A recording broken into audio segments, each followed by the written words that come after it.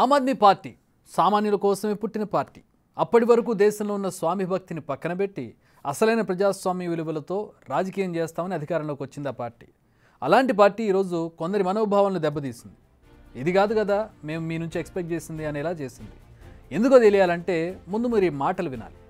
आज मैंने दिल्ली के मुख्यमंत्री का कार्यभार संभाला है, जिम्मेदारी संभाली है।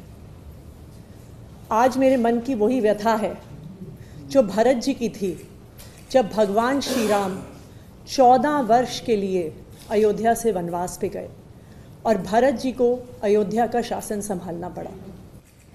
जिस तरह भरत जी ने 14 साल तक भगवान श्री राम की खड़ाऊ रखकर अयोध्या का शासन संभाला, उसी तरह से आने वाले 4 महीने के लिए मैं दिल्ली सरकार चलाऊंगी। भगवान श्री राम ने अपने पिताजी द्वारा दिए गए एक वचन को निभाने के लिए 14 साल का वनवास स्वीकार किया। इसीलिए हम भगवान श्री राम को मर्यादा पुरुषोत्तम कहते हैं। उनकी ज़िंदगी हम सबके लिए मर्यादा और नैतिकता की एक मिसाल है।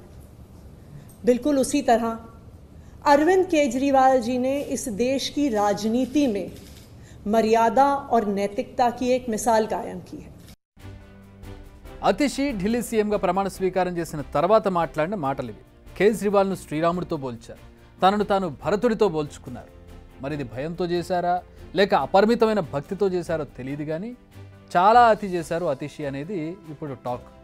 ఎందుకంటే తాను ఢిల్లీకి సీఎం ఇప్పుడు. అలాంటి వ్యక్తి కేజ్రీవాల్ కోసం కుర్చీని పక్కన పెట్టి దాన్ని ఖాళీగా ఉంచి మరో సాధారణ కుర్చీలో తాను కూర్చొని ఢిల్లీని వెళ్తానంటున్నారు.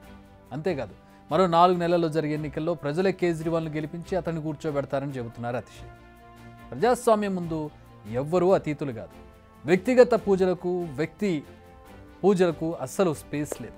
పైగా తాము అవినీతికి వ్యతిరేకం, ఆదర్శాలకు నిదర్శనంగా ఉంటామని చెప్పుకుంటూ వచ్చిన పార్టీ ఏమో ఆ ఆమ్ ఆద్మీ పార్టీ.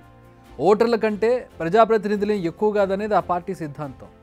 అంతేకాదు వ్యక్తిగత పూజకు అలవాటు పడిన రాజకీయాల నుంచి దేశాన్ని రక్షిస్తామని చెప్పుకొచ్చింది ఆ పార్టీ. అటు బీజేపీని, ఇటు కాంగ్రెస్ని, ఇతర పార్టీలను విమర్శిస్తూ మా పార్టీ అలాంటిది కాదు, ఇలా స్వామి భక్తి, వ్యక్తి పూజ వీటన్నిటికీ మా పార్టీ వ్యతిరేకం అంటూ చేసినటువంటి వ్యాఖ్యలు ఇప్పుడు ఆ పార్టీ చేస్తున్నటువంటి చర్యలు భిన్నంగా కనపడుతున్నాయి. కానీ ఆ పార్టీ సిద్ధాంతాలకు ఆచరణకు పొంతన ఏమైనా ఉందా అనేది ఇప్పుడు అసలు క్వశ్చన్. అది కేజ్రీవాల్ కోసం వేసిన కుర్చీ కాదు, సీఎం కూర్చుని ముఖ్యమంత్రి కూర్చునే సీట్ అది, ముఖ్యమంత్రి కుర్చీ అది. ఇప్పుడు ముఖ్యమంత్రిగా ఆమె ఉన్నారు కదా, అక్కడ కూర్చోవడంలో తప్పే ఉంది? అందులో కూర్చుంటే కేజ్రీవాల్ని అవమానించినట్ట? దీనికి సీఎం పదవి కంటే కేజ్రీవాల్ ఎక్కువ? ఇది వ్యక్తి పూజ కాదా? రేపటి రోజున మరో పార్టీ అధికారంలోకి రావచ్చు, అదే సీట్లో వేరే పార్టీకి చెందిన వ్యక్తి కూర్చుంటారు. అప్పుడు కేజ్రీవాల్ నా వ్యక్తి గౌరవించలేదని అనగలమా? ఇది కేజ్రీవాల్ ఇంట్లో ఆయన కోసం తయారు చేసిన కుర్చీ కాదు కదా, ఢిల్లీ సీఎం కోసం సీఎం ఆఫీసులో ఏర్పాటు చేసిన చైర్ అది. సీఎం ఎవరైనా అక్కడ కూర్చోవాల్సిందే. ఇప్పుడే కాదు, తన పేరును సీఎంగా అనౌన్స్ చేసినప్పటి నుంచే అతిషి ఓవరాక్షన్ ప్రారంభమైందన్న వాదనలు ఉన్నాయి. తన పేరును సెలెక్ట్ చేయగానే ఢిల్లీకి ఎప్పటికైనా కేజ్రీవాల్ మాత్రమే సీఎంగా ఉంటారంటూ ప్రకటించారు. ఇది ఏమన్నా రాచరికమా? ఎప్పటికైనా రాజుగారు వస్తారు కూర్చుంటారని చెప్పడానికి. దీంతో పేరుకు మాత్రమే అతిషి సీఎంగా ఉంటారని, అసలైన పాలన మొత్తం కేజ్రీవాల్ వెనక నుంచి చేస్తున్నారనే అభిప్రాయం ప్రజల్లోకి వచ్చేసింది. ఇప్పటికీ ఈ అంశాన్ని ప్రజల్లోకి తీసుకెళ్తోంది బీజేపీ. ఈ డ్యామేజ్ను కంట్రోల్ చేసుకోవాల్సింది పోయి తన స్వామి భక్తి ముందు ఏది సాటి రాదన్నట్టుగా ఇప్పుడు కుర్చీ వ్యవహారాన్ని తెరపైకి తీసుకొచ్చారు అతిషి. शायद कोई भी और नेता होता तो मुख्यमंत्री की कुर्सी पे बैठने से पहले 2 मिनट भी नहीं सोचता, लेकिन अरविंद केजरीवाल जी ने कहा कि मैं तब तक मुख्यमंत्री की इस कुर्सी पे नहीं बैठूंगा जब तक दिल्ली के लोग उनकी ईमानदारी पर भरोसा नहीं दिखाते हैं, और उन्होंने मुख्यमंत्री पद से इस्तीफा दे दिया। लेकिन दिल्ली के मुख्यमंत्री की कुर्सी, ये कुर्सी अरविंद केजरीवाल जी की है। मुझे पूरा भरोसा है कि फरवरी में 4 महीने में जो आने वाले चुनाव हैं, दिल्ली के लोग अपने प्यार के साथ, अपने आशीर्वाद के साथ, अपने भरोसे के साथ फिर से अरविंद केजरीवाल जी को मुख्यमंत्री की कुर्सी पे बैठाएंगे। तब तक ये कुर्सी इसी कमरे में रहेगी, अरविंद केजरीवाल जी का इंतजार करेगी। धन्यवाद। ఇది మరో సినిమా. వేరే ఎవరైనా అయి ఉంటే వెంటనే వచ్చి సీఎంగా కూర్చునేవారని, అరవింద్ కేజ్రీవాల్ కాబట్టే రాజీనామా చేసి ప్రజలు తీర్పు కోరుతున్నారని చెబుతున్నారు. మరి నిజంగా ఆయనకు చిత్తశుద్ధి ఉంటే ఈడీ అరెస్ట్ చేసిన రోజు రాజీనామా చేస్తే పోయేది కదా. జైల్లో ఉన్న రోజులు సీఎంగా ఉండి అసలు రాజీనామా చేసే ఛాన్సే లేదని చెప్పి అక్కడి నుంచి పాలిస్తానని ప్రకటించిన అరవింద్ కేజ్రీవాల్ బెయిల్పై బయటకు వచ్చాక కూడా కుర్చీలో కాకుండా ఇప్పుడు అతిశీ కూర్చున్నట్టు పక్కన వేరే ఏదైనా కుర్చీ వేసుకుని కూర్చోవాల్సింది.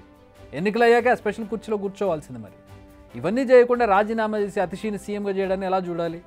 ఇది ప్రజా తీర్పు కోరినట్టుగా లేదు, ఎన్నికల స్టంట్ లాగా కనిపిస్తోంది. నిజానికి ప్రతి ఎన్నికల ముందు ఇలాంటిది ఏదో ఒక వ్యవహారం నడిపిస్తున్నారు అరవింద్ కేజ్రీవాల్. మొదటిసారి ఎన్నికలకు వెళ్ళినప్పుడు ఎవరితో పొత్తు పెట్టుకోనున్నారు, కానీ కాంగ్రెస్తో కలిసి ప్రభుత్వాన్ని ఏర్పాటు చేశారు. ఆ తర్వాత బంధం నిలబడదని మళ్ళీ ఎన్నికలకు వెళ్ళారు, పూర్తి మెజారిటీ సాధించారు. ఆ తర్వాత నుంచి ఇక పూర్తి స్థాయి పొలిటీషియన్గా మారిపోయినట్టు కనిపిస్తోంది వ్యవహారం. పాలనలో వన్ మ్యాన్ షో ప్రారంభమైంది, ఆ తర్వాత స్వామి భక్తిగా మారింది. అది ఇదిగో ఇప్పుడు రాముడు భరతుడితో పోల్చుకునే దగ్గరకు వచ్చింది వ్యవహారం. ఇవన్నీ మనం ఏదో కేజ్రీవాల్పై కోపంతో చెప్పుకోవడం లేదు. అతిశీ చేసిన చర్యతో వెంటనే తమిళనాడు పాలిటిక్స్ గుర్తొచ్చాయి. వాళ్ళు కూడా అంతే, అమ్మ వస్తే వంగి వంగి దండాలు పెట్టడం, ఆమె లేకపోతే కుర్చీని ఖాళీగా పెట్టడం, ఫోటో పెట్టుకొని పాలించడం, ఇలాంటివన్నీ చేసేవాళ్ళు. వారంటే ప్యూర్ పొలిటీషియన్స్, అక్కడ వ్యవహారాలు వేరేగా ఉంటాయి. అసలు ఈ పార్టీ వచ్చిన తీరేంటి, పార్టీ సిద్ధాంతాలేంటి, ఇక్కడున్న రాజకీయం ఏంటి? ఇప్పుడు వీళ్ళంతా వారినే గుర్తు చేస్తున్నారు కదా. అత్యంత విద్యావంతులు, పిహెచ్డి స్కాలర్స్ వీరంతా, ఈ పార్టీలో ఉన్న వాళ్ళంతా తమ సిద్ధాంతాలు వేరంటూ వచ్చినటువంటి పార్టీ, ప్రజల్లోకి ఒక సందేశాన్ని ఇవ్వాలనుకుంటున్నటువంటి పార్టీ ఈ చర్యలతో సభ్య సమాజానికి, తమ ఓటర్లకు ఏం సందేశం ఇస్తున్నారో వాళ్ళకే తెలియాలి. బిగ్ టీవీ అవుట్లుక్ కథనాలు నచ్చితే వెంటనే బిగ్ టీవీ ఛానల్ ను సబ్స్క్రైబ్ చేయండి.